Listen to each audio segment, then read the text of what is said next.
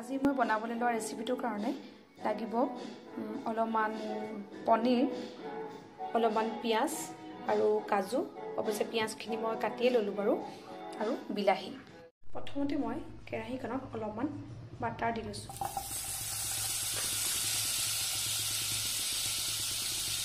বাটাৰখিনি ভালকৈ কেৰাহীখনত গলাৰ পাছত মই তাতে পিঁয়াজখিনি দি লৈছোঁ।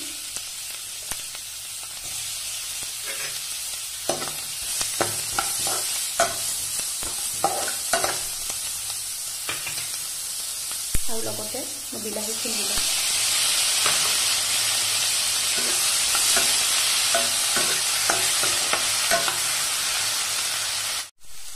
বিলাহী আৰু পিঁয়াজখিনি অলপমান এনেদৰে 3-4 মিনিটমান অলপ ভাজি ল'ব লাগিব। দেখিছেনে, এই বিলাহীখিনি অলপমান কমি গৈছে। তেতিয়া মই ইয়াৰ পৰা কাজুখিনি দি দিম। এতিয়া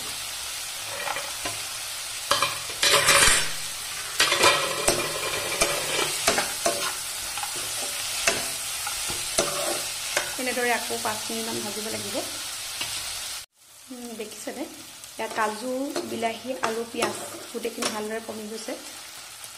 অলপ দেৰি ভজাৰ পাছত তেতিয়া মই ইয়াত অলপ পানী দি দিম।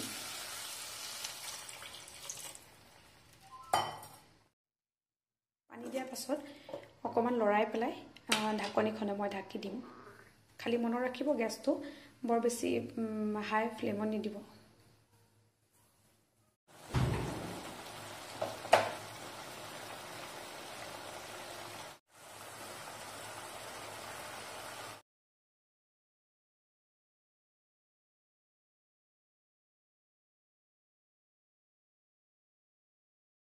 এতিয়া কেৰাহীখনত মই আকৌ অকণমান বাটাৰ দি দিছোঁ। বাটাৰখিনি ভালকৈ গলিব লাগিব। তাৰপাছত মই এই যিটো পেষ্ট বনাইছিলোঁ আগতীয়াকৈ, সেই পেষ্টটো তাত দি দিম।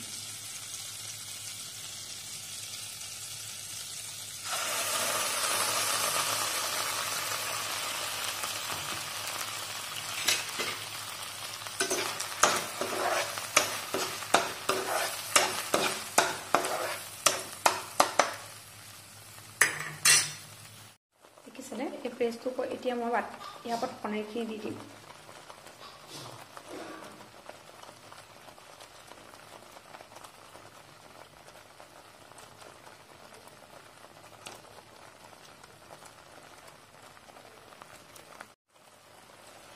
এতিয়া ইয়াৰ ওপৰত মই অকণমান জাষ্ট পানী অকণমান দি দিম, জুলীয়া হ'বৰ কাৰণে। অকণমান মই হালধি দি দিছোঁ। হালধি দিয়া হোৱা নাছিলে আগতে, কিন্তু নিমখটো মই অকণমান আগতীয়াকৈ দিয়া হৈছিলে অকণমান। কিন্তু এতিয়া হ'লেও মই সোৱাদ অনুসৰি আকৌ নিমখটো মই চাই আকৌ অকণমান দি দিম নিমখ।